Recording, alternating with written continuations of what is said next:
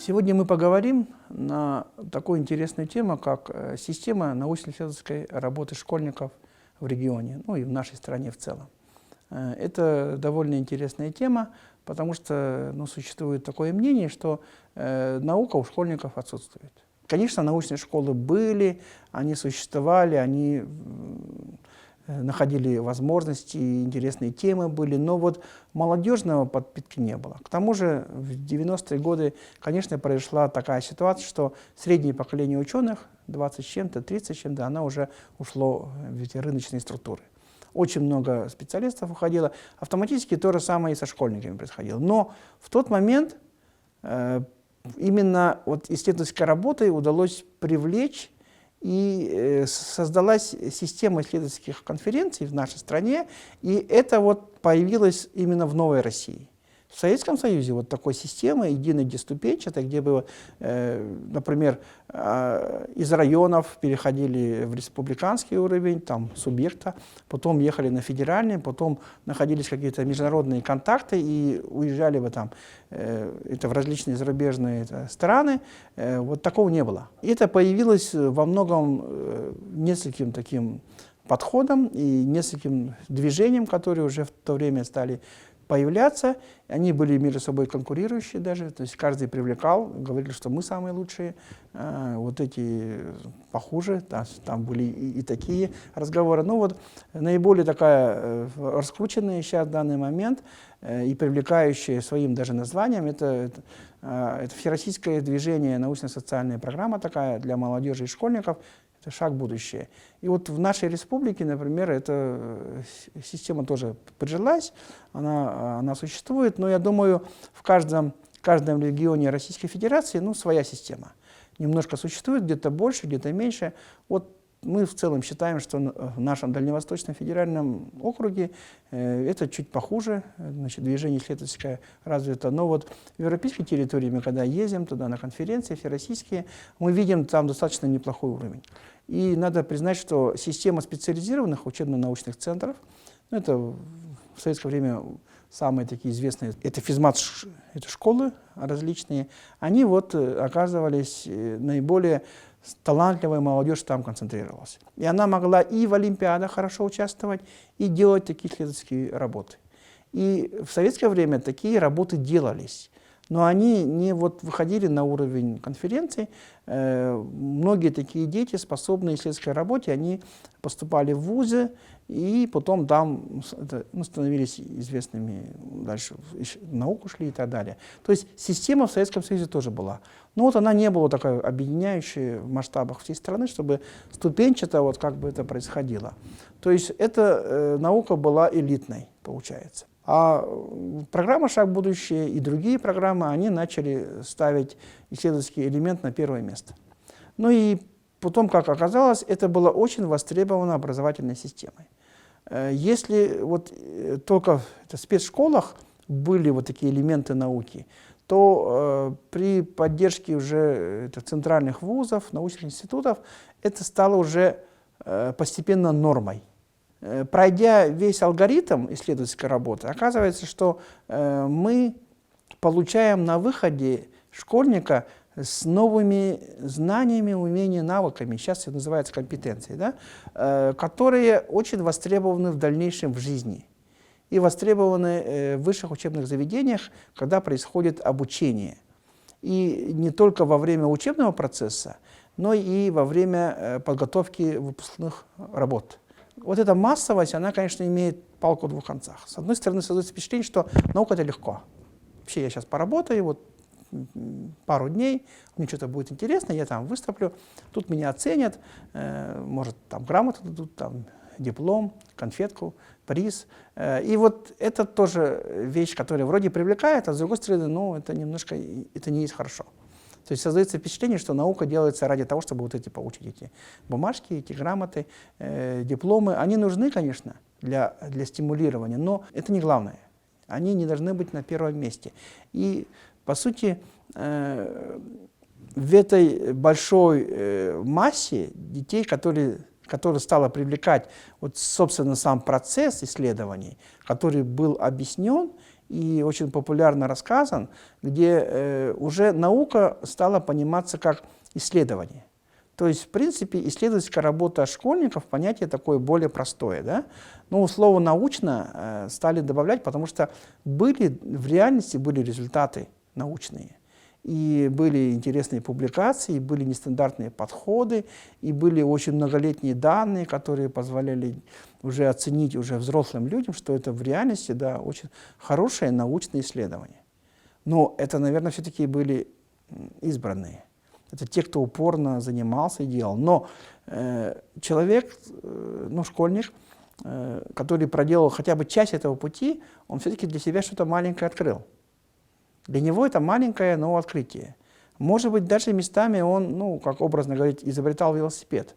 Да, это может быть учебно-исследовательская работа, но давайте посмотрим, много ли сейчас в школах таких вот хороших экспериментальных вещей, которые позволяют ребенку что-то на практике осознать, какую-то известную истину. Школы стали понимать, что наука – это вещь, которую можно делать. Но, с другой стороны, они же понимали, что наука каждый раз требует что-то новое.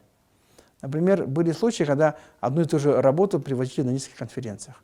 Это неправильно, в науке так не принято. Это означает, что одно и то же тиражировать. И, конечно, там эксперты замечали, говорили, вы одно и то же-то, пожалуйста, не говорите, вы двигайтесь дальше. И получались такие ситуации, что одну и ту же работу пытались несколько лет одну и ту же отправлять. Соответственно, получалась интересная эта ситуация. В какой-то год работа вызывала интерес, а на следующий год эта же работа не приглашалась никуда. И вот это тоже немножко настораживало эту школу. Они поняли, что, оказывается, наука не так легка, как кажется. И те школы и те учителя, которые это поняли, они в реальности начали вот так последовательно, очень системно понимать, что такое наука. И они начали привлекать консультантов. И вот пошел процесс такой, который привел к появлению такого своеобразного треугольника. То есть треугольника, где есть 3 точки, и каждая из точек – это те важнейшие элементы системы образовательной, которые есть. Если так изобразить, вершина – это у нас ученик, основание – это учитель, который мотивирован на то, чтобы ученик развивался именно в таком исследовательском плане, и еще одна вершина треугольника, которая необходима – это ученый. Но я сразу говорю, ученый не обязательно должен быть из внешней. Это может быть творческий педагог или даже коллега из какой-то предприятия, учреждения, где-нибудь отдаленной деревни. Он специалист, например, в области ветеринарии, сельского хозяйства, экономики. Человек, обладающий, в отличие от педагога, большими знаниями в какой-то области. И вот эта область позволяла им всем троим создавать такое устойчивое образование. Это образование постепенно насыщалось содержанием. И, соответственно, пошел процесс. Вот в любой исследовательской работе есть, если торт изобразить, да, первый слой – это литературный обзор. Все равно нужно знать литературу, хотя бы небольшую, 2-3 книжки. Для детей это может быть достаточно. Иногда бывает одной книги достаточно, где человек видит, как вообще идет процесс исследования по той области, которую он выбрал. Второй слой – это методический. Надо знать методику.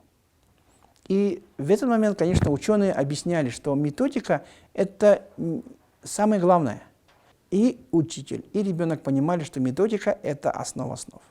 То есть шло освоение методики. Второй слой. Третий слой – это огромный фактический материал, который надо было набрать. Кто идет дальше по той системе, которая появилась в Новой России конференции?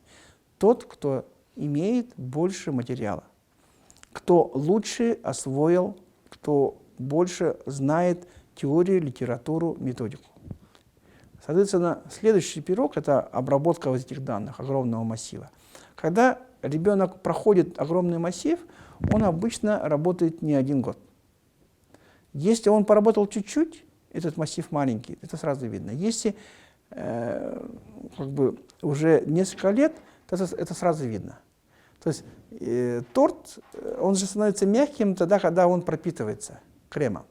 И вот фактически за несколько лет Ребенок постепенно пропитывается исследовательской, он понимает вещи. Конечно, такая прикладная вещь, которая очень полезна становится в дальнейшем для высшего учебного заведения, это, конечно, подача материала.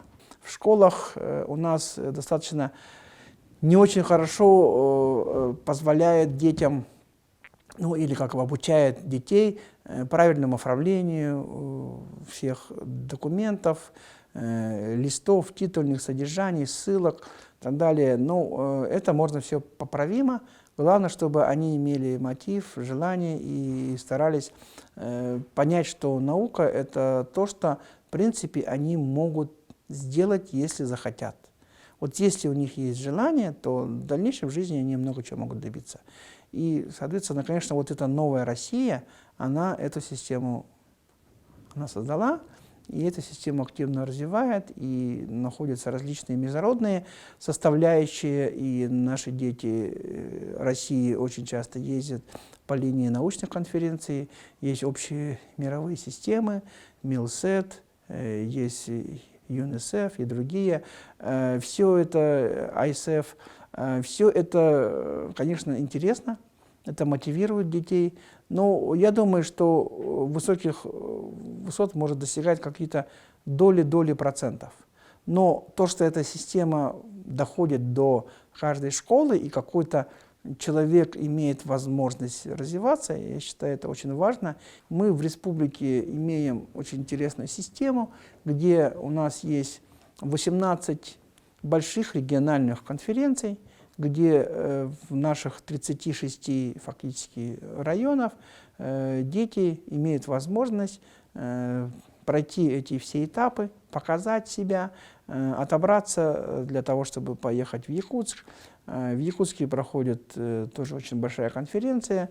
Мы даем название «Шаг в будущее», хотя направляем в дальнейшем самые различные конференции, которых у нас в стране очень много. По сути, это делается для того, чтобы развивались наши образовательные учреждения, наши обучающиеся дети, и в вузы приходили мотивированные дети, школьники, и становились очень хорошими специалистами по окончании бакалавратуры, которые могли в дальнейшем стать полезными для нашей новой России.